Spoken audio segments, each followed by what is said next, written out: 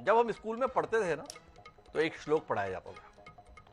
उस श्लोक में कहा जाता था कि विद्या ददाति विनयम, विनया ददाति पात्रत्वम, पात्रत्वा धर्मापनोति, धनात् धर्म ततः सुखम। अर्थात विद्या से विनय की प्राप्ति होती है और विनय से पात्रता की प्राप्ति होती है। बाकी को जाने दीजिए। ये दो सुभाषित जो हैं वो भारतीय सभ्यता संस्कृति के आधारभूत स्तंभ है। विद्या का महत्व है, और विद्या का महत्व इसलिए क्योंकि विद्या से व्यक्ति विनम्र होता है और विनम्र होने के साथ में उसमें पात्रता आती है। दूसरा, हमारी संस्कृति में कलिकाल में सत्संग की सर्वाधिक महिमा बताई गई।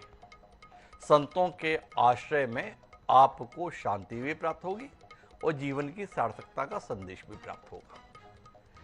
भारतीय जीवन इसी के इर्द गिर्द चला आ रहा है। पर यह क्या दृश्य आ रहा है?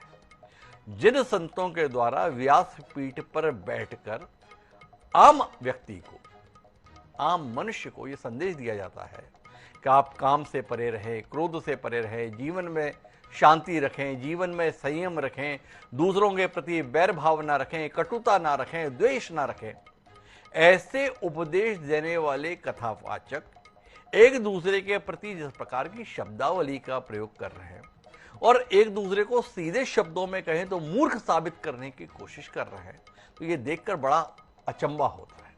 आज हमारा चर्चा का विषय यही है, कसौटी पर ज्ञान, संतों में घमासान। रामभद्राचार्य जी कहीं बात कर रहे थे, बात करते करते उन्होंने स्वामी प्रेमानंद जी की योग्यता और विद्वता पर सवाल उठा दिया। आता ही क्या है, संस्कृत का एक शब्द बोलकर दिखाते। मैं जो श्लोक बोलता हूं उसका अर्थ बता दे, मैं चमत्कारी मान लूंगा। हमारे पुराणों में कई कथाएं हैं जो नारद, देवर्षि नारद, नारायण के सबसे बड़े भक्त माने जाते हैं, उन्हें भी जब अपनी भक्ति पर अभिमान हो गया तो भगवान ने उनका गर्व चूर करने के लिए भी लीला रच दी थी। इस कथा को जनसाधारण तक पहुंचाने वाले ये धर्माचार्य किस प्रकार की भाषा के साथ बात कर रहे हैं, हम इसी पर बात करें।